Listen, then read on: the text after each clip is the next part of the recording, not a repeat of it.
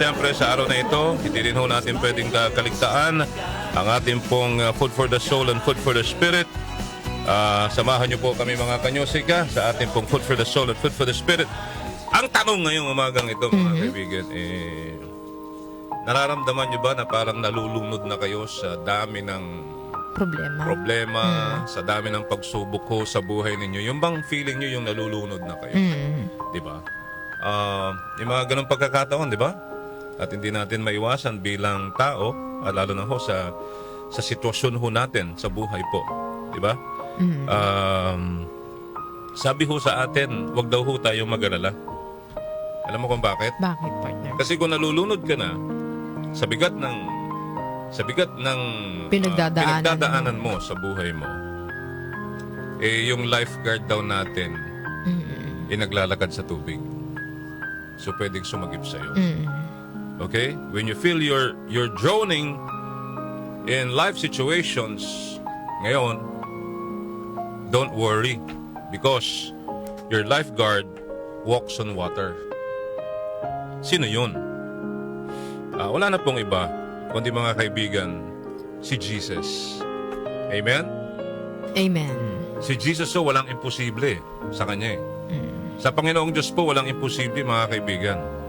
Even if you look at the Bible, if we're going back sa story before nung nagmi-ministeryo pa ang ating Panginoong Jesus, isa yan sa milagrong hindi makalimutan ang kanyang paglalakad sa ibabaw ng tubig, partner.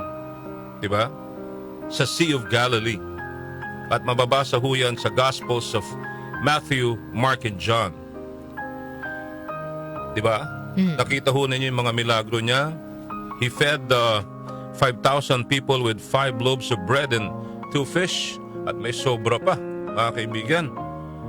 And after that, Jesus sent His disciples across the Sea of Galilee in a boat. Sabi niya, mauna na kayo. Then nagkaroon ng storm. Natakot to ang mga disipulo. And Jesus walked on water toward the boat. Sinalubong niya sila. Akala pa nga ng mga disipulo, mga kaibigan, kung babalikan po natin yung story kala nilang multo na naglalakad sa tubig Pero Jesus told the disciples, "It is I. Be not afraid. It is I. Be not afraid." Ano hong sabi ni Pedro? Panginoon, sabi ho niya. Diba? Pwede ba ako John? Sabi niya, Darlene. Pwede ho ba ako John? Pwede bang lumapit daw siya at maglakad din siya sa tubig? Alam niyo yung curious ba? Diba? At alam mo naman, pabibo si Pedro dati. Oo. So, sige, sabi ho ng Diyos, hindi ka. Pero noong nangyari mga kaibigan, kailang steps lang siya lumubog sa tubig. Na umiiyak, Lord, Lord, help me. Bakit to? Dahil sinabi ng Diyos, mag-focus ka sa akin Tama?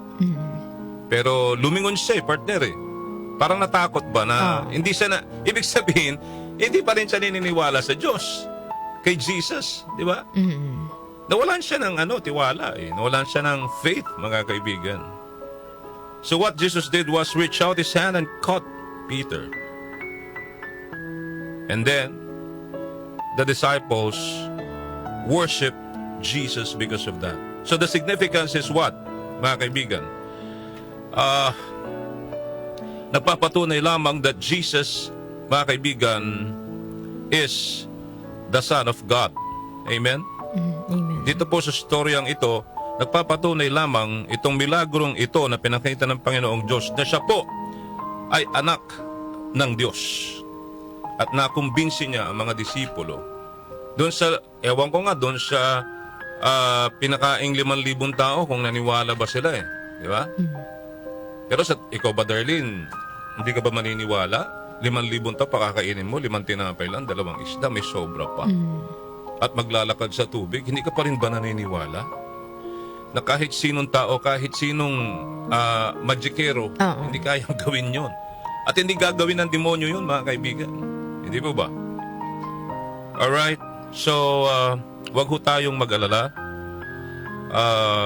Just continue worshiping the Lord. because being a believer, wala hong imposible sa Panginoong Diyos. Sabi nga ho, let's all memorize this all the time.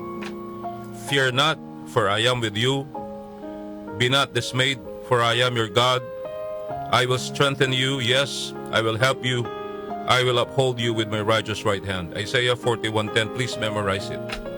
Yan lagi saksak sa isip natin pag tayo po ay dumarating sa punto ho na para tayong nalulunod sa dami ng problema. Diba? Sa bahay, sa trabaho. Actually, punot dulo lahat ng problema natin ngayon is yung kakulangan sa pananalapi. Diba? Kasi lahat ngayon ay partner walang libre. Oo. Nababayaran. Napaka-importante ho ng pera sa panahon po natin ngayon. Hindi po ba? Yun ang nagpapagalaw sa lahat, partner Kung gusto mong kumain, gagastos ka. Pera. Kung gusto mong magtrabaho, gagastos ka pa rin. Correct. Amen? Kung may gusto ka para sa sarili mo, sa pamilya mo, pera pa rin. Napaka-importante at napakahalaga ng pera ho sa panahon ngayon. Pero sana po, mga kaibigan, sabi nga ho,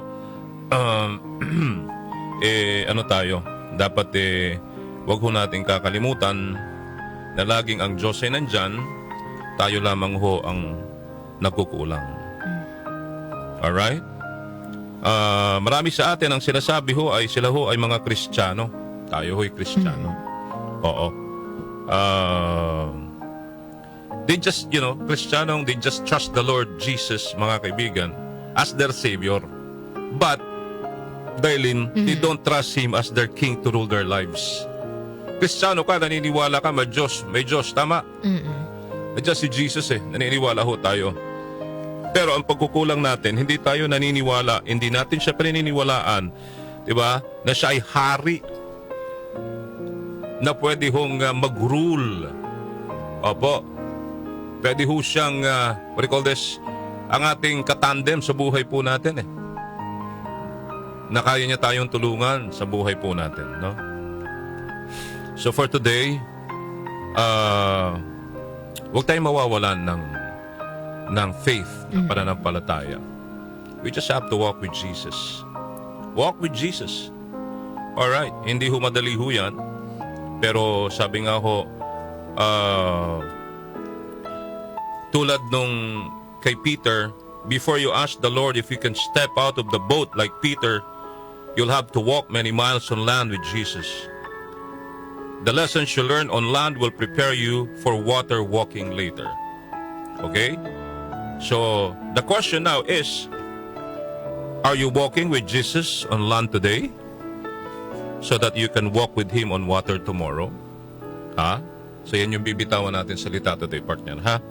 Are we walking with Jesus on land today so that we can walk with Him on water tomorrow?